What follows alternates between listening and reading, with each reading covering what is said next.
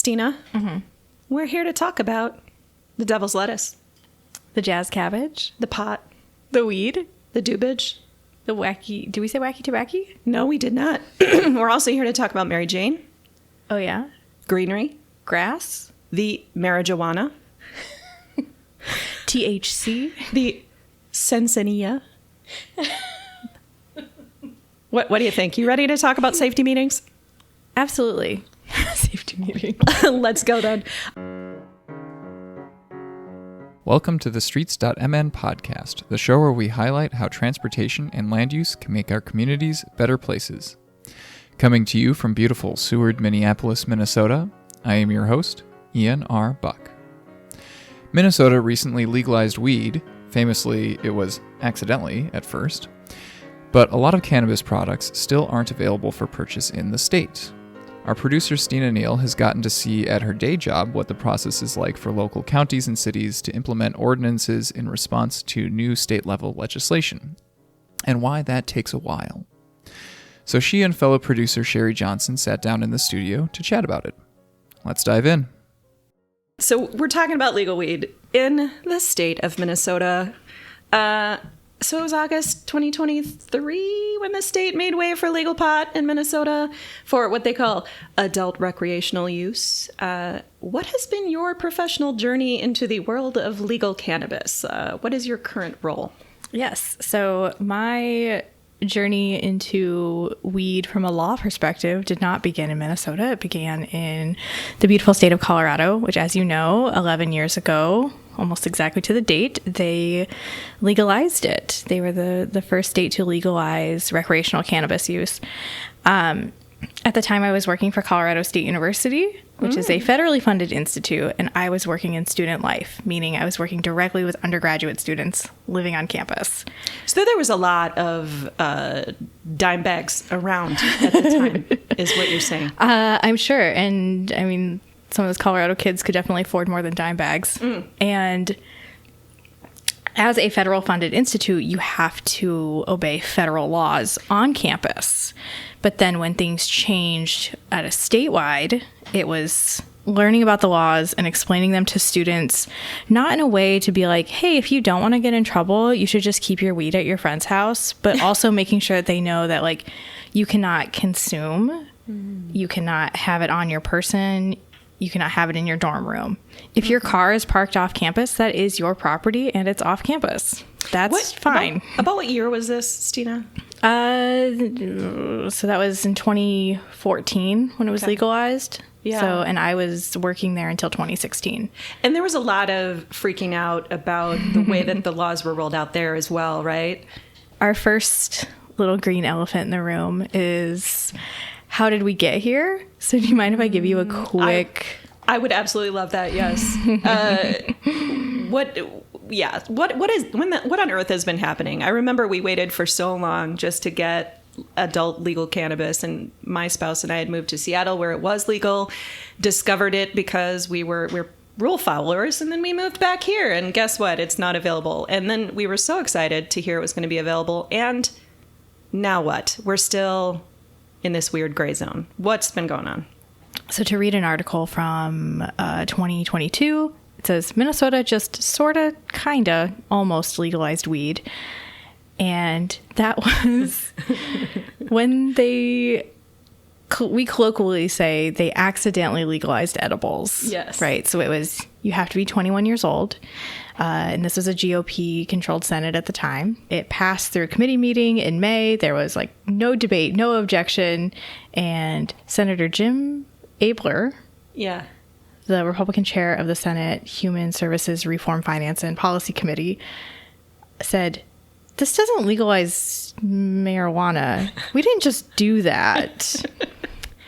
And his counterpart said, are you kidding? Of course you have.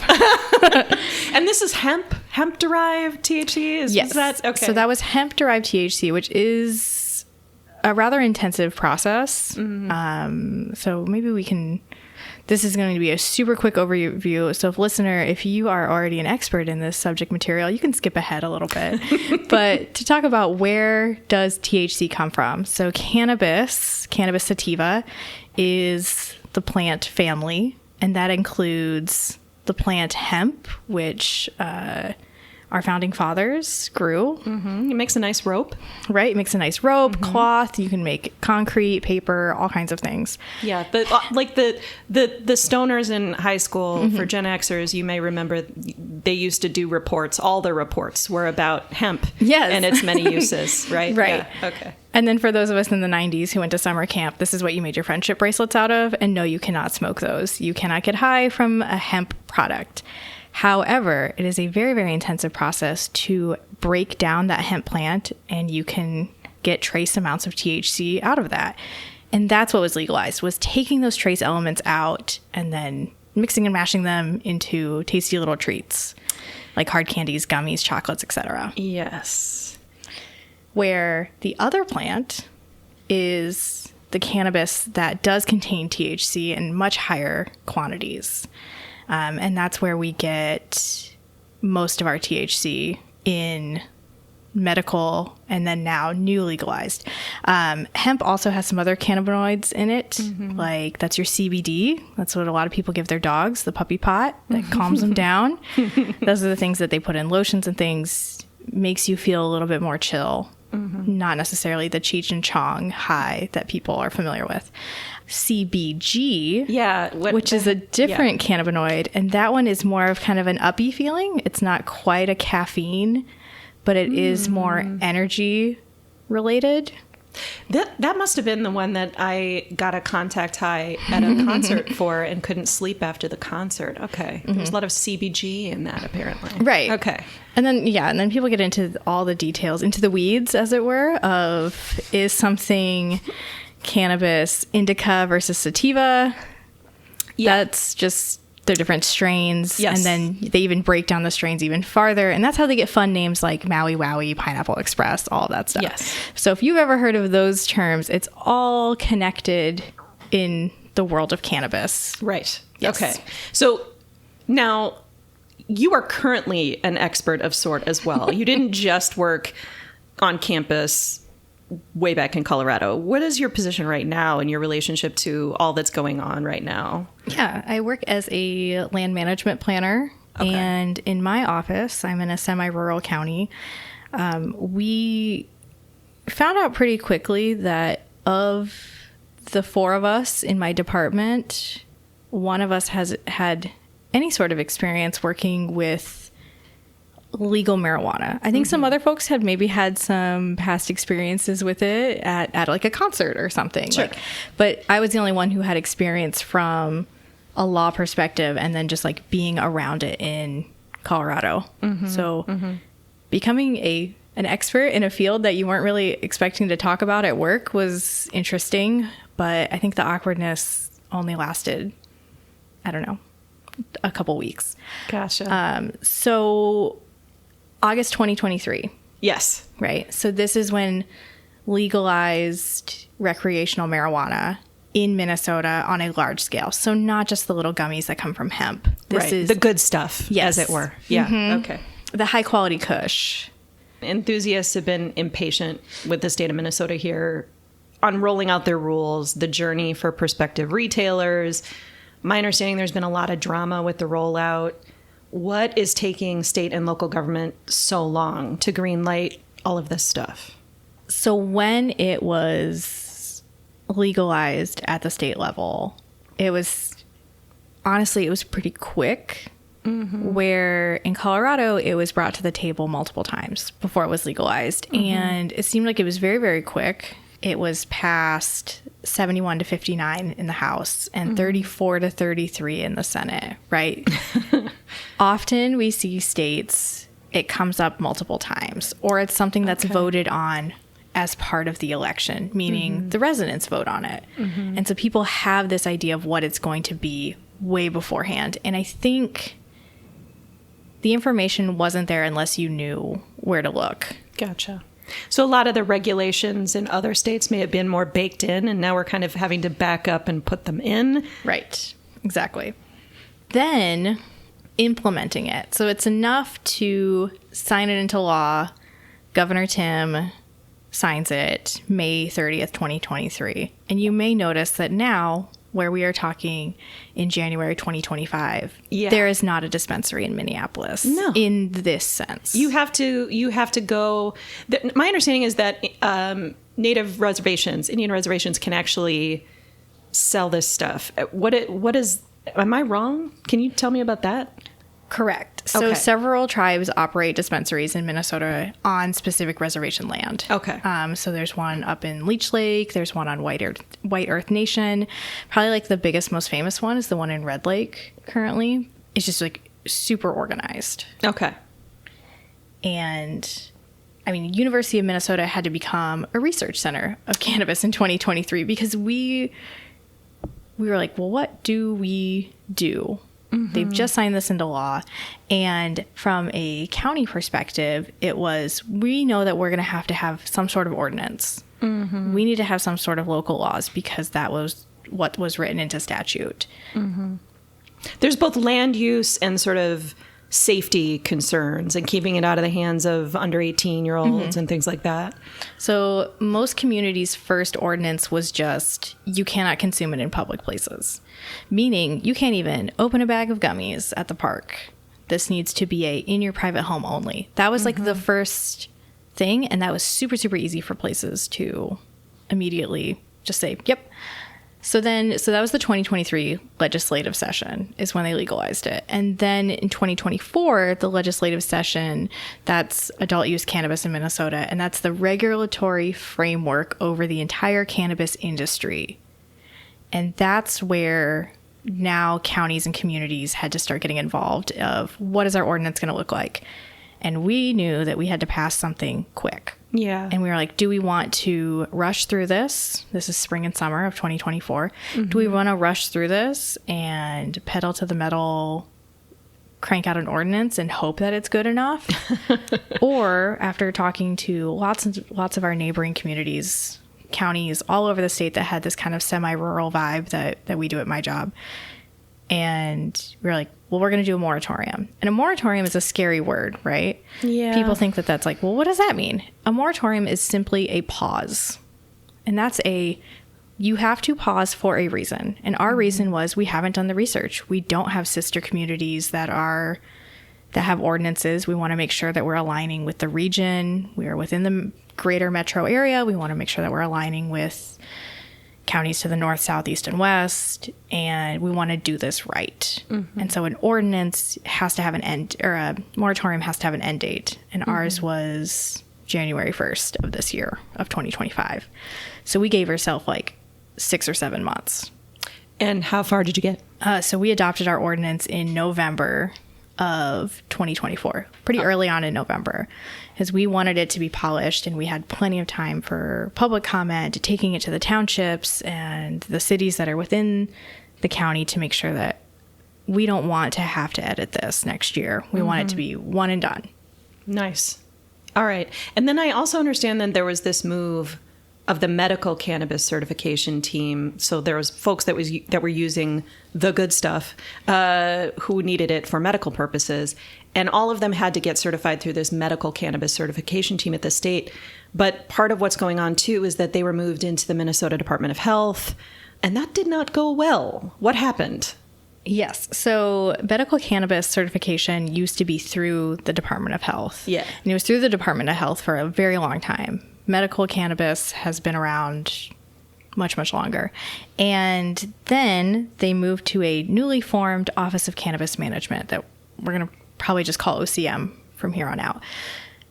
Creating a brand new government agency from scratch with very little time, resources, and an element that was passed very quickly, the legislative session.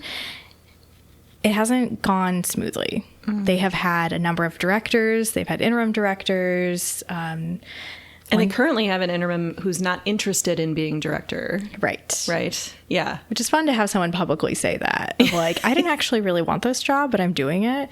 I think that's honestly kind of nice. That kind of strong honesty from a Minnesotan. Yeah. Yeah, that's true, actually. So suddenly people who are relying on a medicine having to change their certification, working with a department of people that they've never worked with, while also dealing with a medical condition that's requiring them to use a substance that a lot of the country is like, whoa.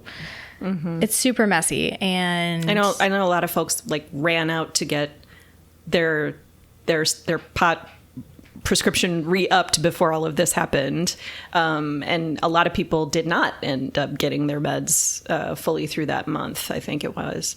So it's not been great. And then like 5 of the 8 staff quit apparently too.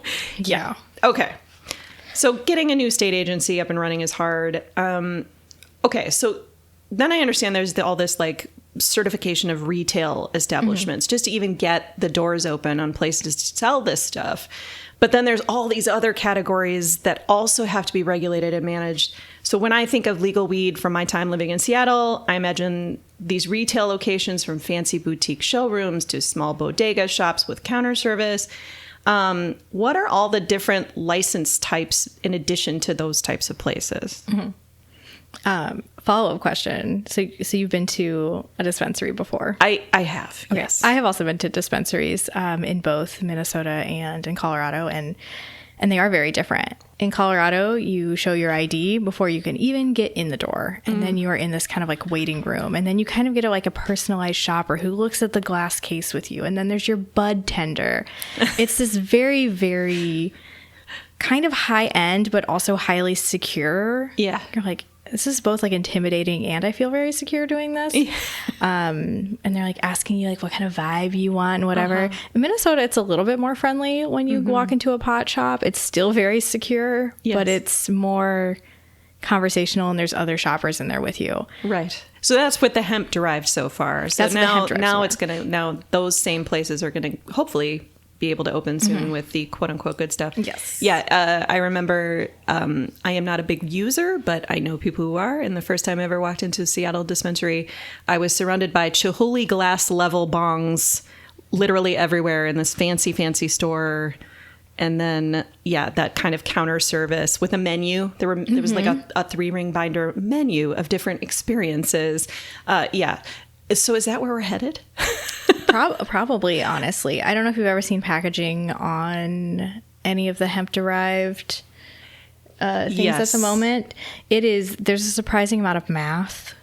About, there's delta symbols. There's all of these things that tell you like how many percentages of different cannabinoids and different compounds are in your tasty little treat. And we see that a lot when people buy flour. So flour is the bud. Think of what you would see in a bag in like a movie or in real life, where that's the smokable product is called flour. Yes. And even that will tell you like, this is the name of where it is. This is where it was grown. Here's the percentage of THC in it. So that what they're really trying to do is make sure that if you are choosing to get high, you are making sure that you're only getting the amount that you want. Right. Yeah. Right. And that was some of the issues I've heard about the hemp derived THC is that there's a lot of other stuff in there that can give lots of folks headaches and stomach aches and things like that. So it seems like the supply is going to get better. Right. So now there's other types of 14 businesses. There are 14 businesses. What the heck? So on the medical side, this is the easy part. There's medical cultivators, processors, retailers, right? Processor means they get the stuff that grew and they turn it into the stuff that you purchase. So that is, filtering out the seeds and the twigs and all the other stuff and then packaging it into weighed baggies and things. Retailer is exactly what it sounds like. It's a store. Then there's the medical cannabis combination business, I believe they are like processing and retailing in the same place. Okay. But from the recreational side, you have processors, cultivators, retailers. There's micro business versus meso business. What? I know. Wait, meso business. Is that like a mezzanine floor? Not quite. Okay. Let me grab. Help me, Stina. Yeah, no. These are all things that I had to learn while we were writing an ordinance and then explaining it to elected officials who have honestly probably never been around marijuana before. So my job is to put this from legalese legislative language into you and me language. Right. Micro business is they cultivate and manufacture all in one place, right? So they have the grow room and the showroom, and it's a single retail location. Okay. Mezzo, a little bit bigger. So they cultivate, manufacture, and package. They can have up to 3 retail locations, and it's just a bigger scale. So micro, like a microbrewery. Oh, sure. Yeah. Except it's a mezzo brewery in this case. Right. Right. Okay, cool. But they have to have 3 locations. Or they don't have to. They can have up to 3. Up to 3. Okay. Manufacturer, they're manufacturing cannabis products, hemp products, packaging, wholesaler, retailer. Those are easy. Wait, there's like a Walmart of cannabis that is part of this? Like, yes. a wholesaler. So a wholesaler is they get all of the products from all over, and then they sell them to the individual, like, small retail shops. So your hemp house down the road, they get theirs from a large-scale hemp wholesaler. Gotcha. And then there's, this is the one that got me, a cannabis event organizer? What the heck is that? So we've already seen a hemp event. So that was in Scott County. This was the Doobie Dabbler. So it's the same people who do the beer dabbler events. They do a Pride Dabbler, a Winter Beer Dabbler. They did a Doobie Dabbler, which is a funny name because a doobie is that's a smokable situation. That's the marijuana cigarette is a doobie. Yeah. And this event, there was no smoking.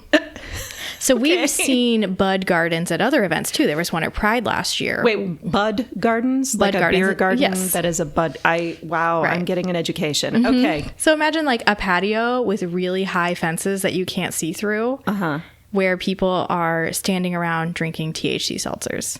And they can't smoke, but they can drink THC seltzers. They can drink THC seltzers and they can consume edibles. That's what it was this past year. Okay. What that looks like in the future, we don't really know yet. But an event organizer is, so like those folks, they could have an event lasting no more than 4 days. That doesn't mean that you are there as a partaker for 4 days, right? You don't like, you're not like sleeping there. Right. But imagine like a music festival that is pot themed.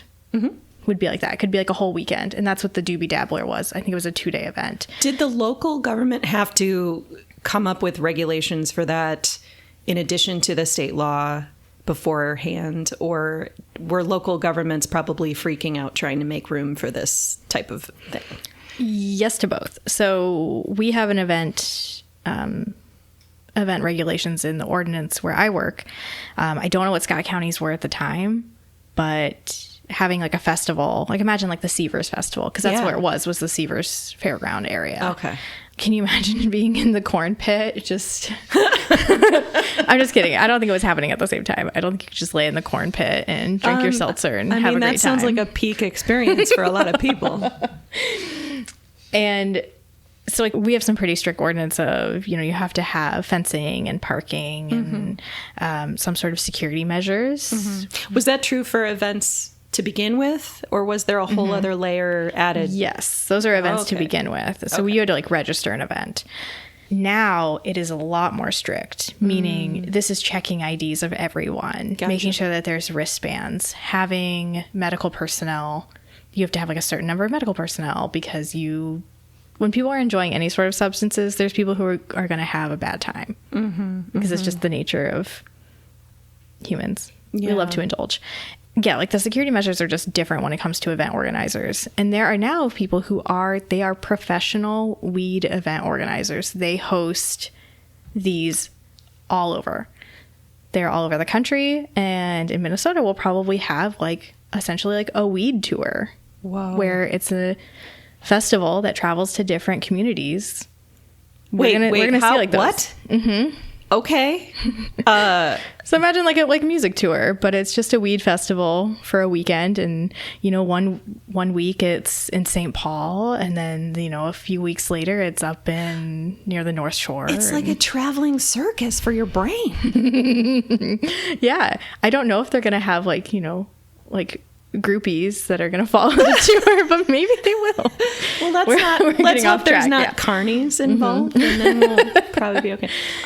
Okay. We also have delivery services. Oh. And this is something that started during the hemp edibles phase too. And this was something that we had, this was unofficial in Colorado. So I was already familiar with it when it started here. It was people like, what do you mean you can get your weed delivered? You can absolutely get weed delivered to your house. Wait, right now in Minnesota? You can, Hemp derived or the good stuff? Hemp derived. Okay, thank you. Unless, I think, I don't know on the medical side, but hemp derived you can, where it's similar to if you've ever ordered wine or beer with Instacart. Okay. So they won't drop it off to you unless you give them your ID. Oh, okay. So like the driver will show up to your house with what you want. Mm-hmm. So there's some level of certification that you are going to agree to do this, and you might get random checks or whatever kind of accountability. Okay. But the new legislation has specifically delivery services. So you could be a company that all you do is you are the DoorDash of weed, where you talk to the clients. They tell you, I want this and this and this from this store. You go pick it up and deliver it to them. Seems like cyclists out there might want to take a look at this as a possible business venture. Right. Just saying that might, okay. That might be amazing. Streets I'm in. Okay. Stop. So given all of that, Yeah. okay, what has it been like for potential business owners of all these varieties? And I'm thinking especially about this social equity applicants area. Can you talk about that? Yeah. So any of our establishments that have existing businesses. So there is a huge hemp farm near Waconia, right? Because we're recording this in the Twin Cities, so I'm thinking of locally. They're a hemp facility. They're making the rope and all of the other things. They don't know what their future is going to be like because they have to do this really intensive application process. They're not a social equity applicant.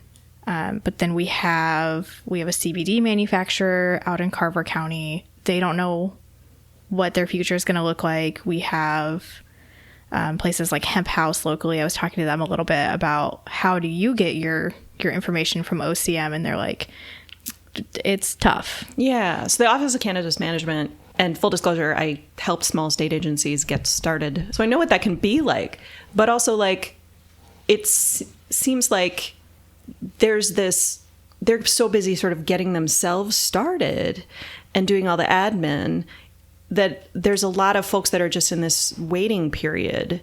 And that's what you're talking about is like all of these folks that want to open a business selling the good stuff, their future is uncertain because they're part of a lottery. Is that right?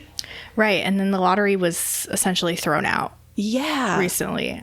Yeah. So there was a pre-approval process for the lottery that was designed to give a head start to folks like veterans and people previously impacted by marijuana laws. Okay. So those are social Those equity. are the social equity. Yeah. A judge held that up in late November.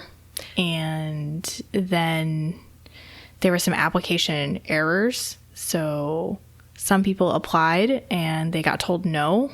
And folks think that like OCM should have given them a chance to correct application errors, because I've looked at the application forms. It's very, very intensive.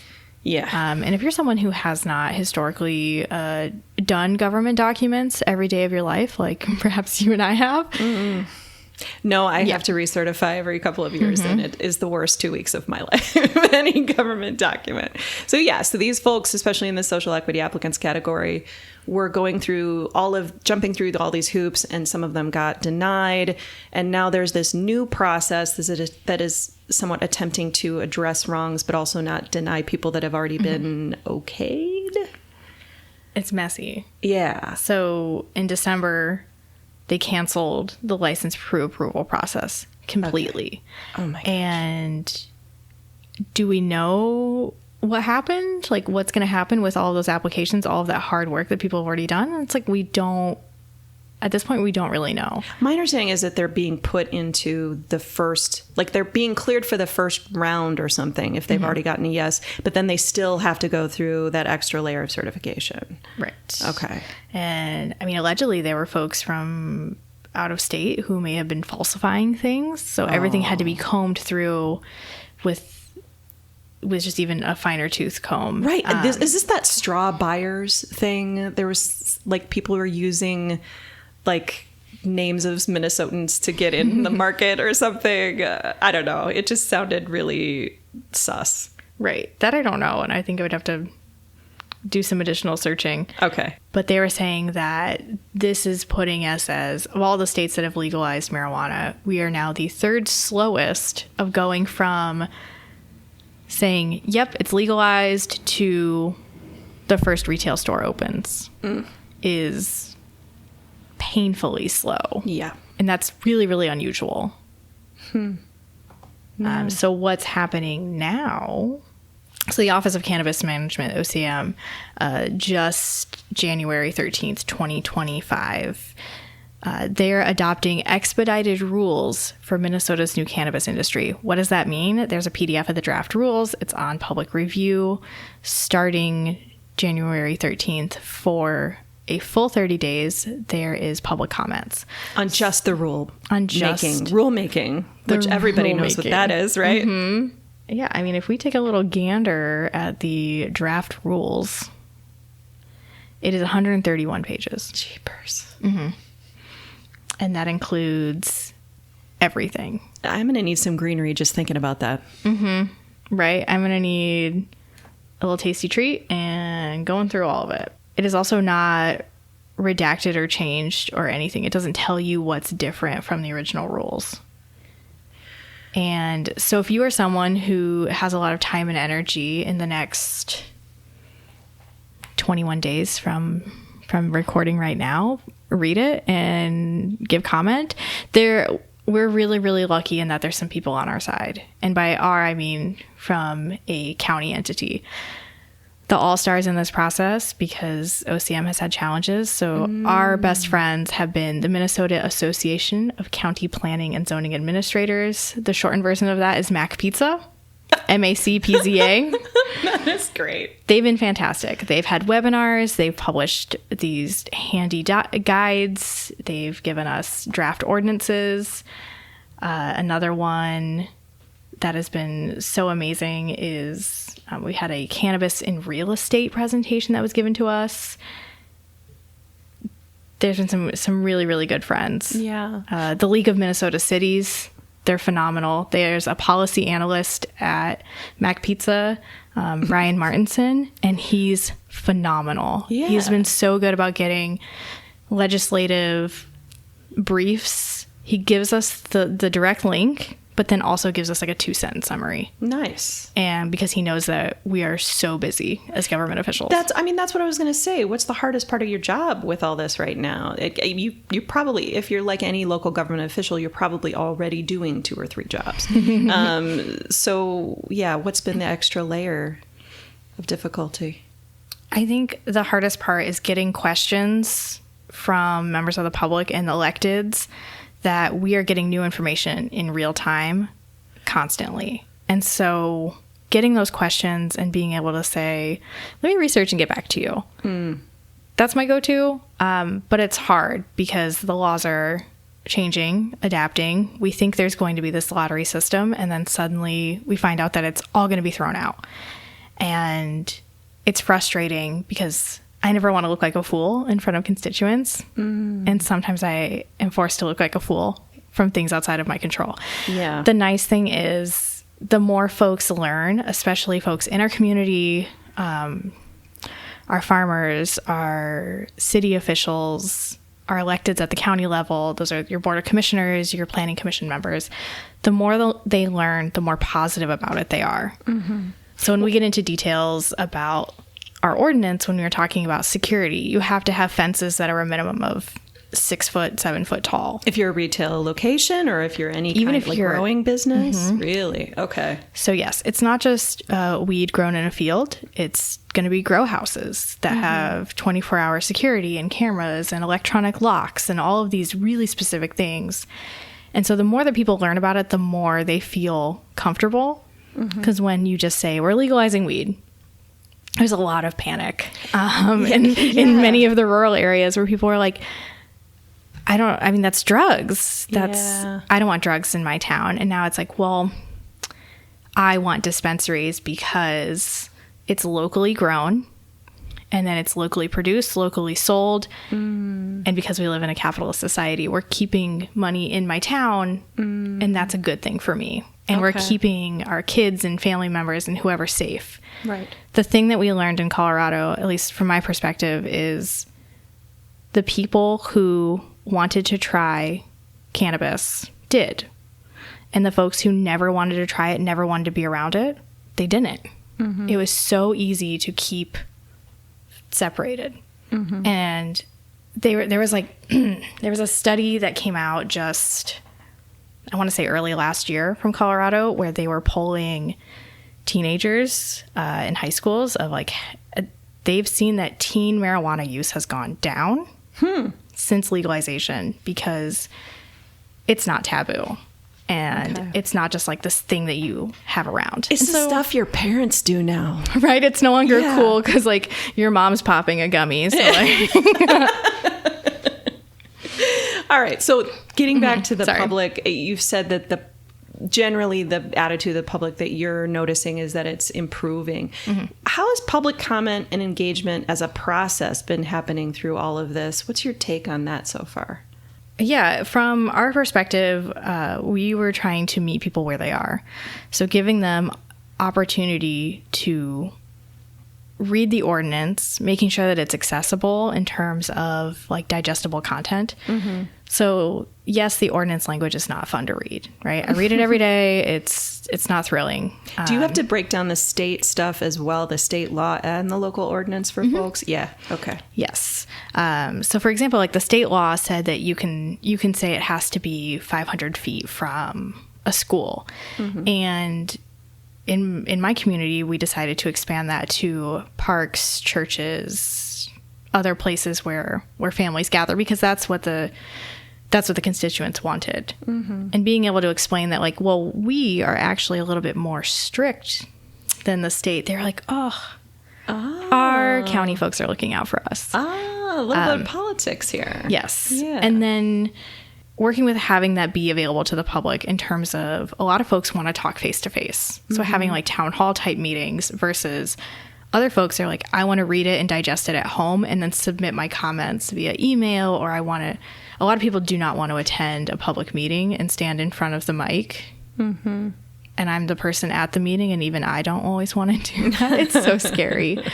So providing public comment opportunities everywhere. You can write in, you can call me, you can email me, and we'll make sure that your comments get forwarded to the people who are voting on the decision. Because ultimately, yes, I'm the lady who writes the words in the ordinance, but I'm not the person who votes on it. But even all that engagement, I mean, engagement can be really expensive. Have you found that at the local level, you've had enough resources and staffing to do the kinds of engagement that you want to do? Have you had to have you and folks like you had to hire contractors? Are you really relying on these associations of planners and things like that to just give you information and resources? We chose to DIY it. Yeah. And somehow we were one of the first adopters in our region and kind of like communities like us. And so other counties were calling us. They're like, hey, remember we had that phone call in July where we were like, well, what do we do? And then they're like, you all just adopted your ordinance, right? And we said, yeah. And they're like, can you give us some tips? We're kind of getting down to the wire. And that's the thing about counties that I see more than cities is there's no competition, right? Like we're all just counties trying to do our own thing. So sharing information, this was like probably one of the first times that we saw county to county information sharing on a huge scale across the state of this is what works and this is what doesn't. That's really rare. I feel like it was magical. Other communities are choosing, they don't have the staff time. Yeah. Some rural counties, they have one county administrator. They don't have a specific planning and zoning department. There's like a handful of people that do all the things.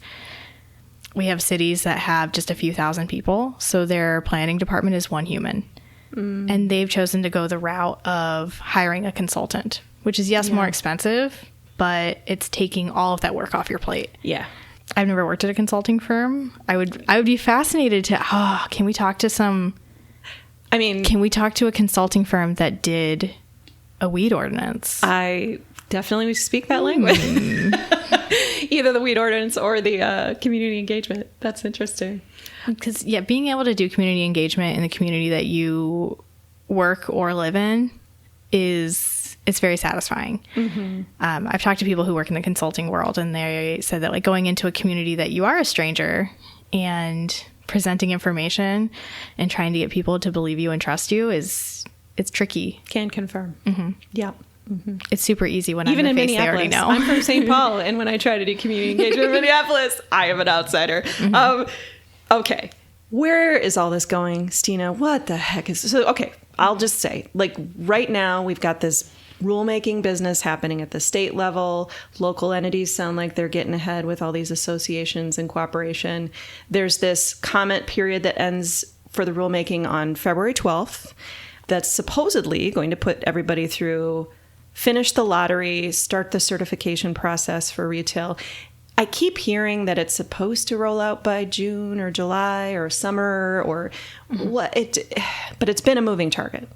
What, you got your finger on the pulse, at least at the local level. What are you telling people? We're saying that we're not going to see any licensing until at least May of 2025. Wow. And that's licensing. That's not doors are opening for a business. There's existing businesses that might get their license, and then it's just a new, like, piece of paper on the wall. So you've got probably a bunch of people that are applying for these things that haven't invested money to rent a space or get a space even. So they're still waiting even to start that process. So this is going to be a long haul. So the license application window for general applicants, right? Because they have the social equity applicants. That's January of this year. Then February 18th through March 14th is general applicants. And then it closes March 14th. So then they're saying that tentatively the licenses will be issued May or June of this year. Okay. And then you think about business startups, 6 months to a Right. year. And then has there been any kind of movement to assist small businesses and social equity applicants with financing for some of what it takes to do business, especially given federal rules around marijuana?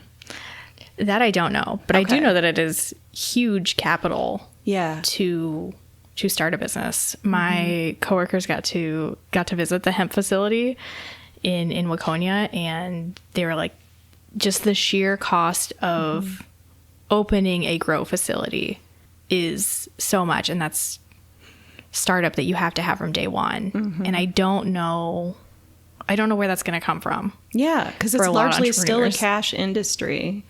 And even with the social equity applicants, it seems to me that there's going to be some inequity in the system. Wow. Stina, anything else you want to say about all of this? I mean, Encouragement for our lot, listeners, yes. maybe?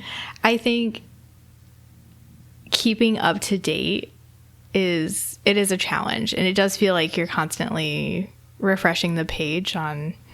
I'm refreshing the page on OCM like probably once a week, if not more, and knowing that it is going to be complicated and it's still going to be weird, even when the businesses start up. We had a little bit of a situation here in Minneapolis with a restaurant. Oh. That they were not following state regulations about what they could and could not sell in terms of potency and smokable versus edibles. And This is the sort of do it before you ask thing, like... yeah, and they received fines, and then they chose to shut down. So the government did not shut them down. They chose to shut down because they felt as though the rules that were explained to them multiple times were unfair. And so it's a tricky road. And I think my advice is learning the rules, asking questions. It's better to ask questions ahead of time and to call folks and say, is this thing allowed? Is this not allowed? And then being patient. So yep. Bike delivery. You're out there. I know you're out there. If you're anywhere you're listening to this podcast, Yeah. now you know you need to get on the board here. All right, cool. Stina, Yes. you're incredible. Thank you so Oh, much for thanks. talking about the ins and outs of legal weed. Yeah. And who knows? This is probably not going to be our only part of the story. This will probably be a multi-parter as time goes on in legislation. And who knows? Maybe we'll take the field mics out to an establishment Okay, that sounds like in the fun. summer. I'm in. Let's go. And thank you for joining us for this episode of the Streets.mn podcast. The show is released under a Creative Commons Attribution, Non-Commercial, Non-Derivative license, so feel free to republish the episode as long as you are not altering it and you are not profiting from it. The music in this episode is by Eric Brandt and the Urban Hillbilly Quartet. This episode was co-produced by Stina Neel and Sherry Johnson, transcribed by Stina Neel, and was edited and hosted by me, Ian R. Buck. We're always looking to feature new voices on the Streets.mn podcast, so if you have ideas for future episodes, drop us a line at podcast@streets.mn. Streets.mn is a community blog and podcast and relies on contributions from audience members like you. If you can make a one-time or recurring donation, you can find more information about doing so at streets.mn/donate. Find other listeners and discuss this episode on your favorite social media platform using the hashtag StreetsMNPodcast. Until next time, take care.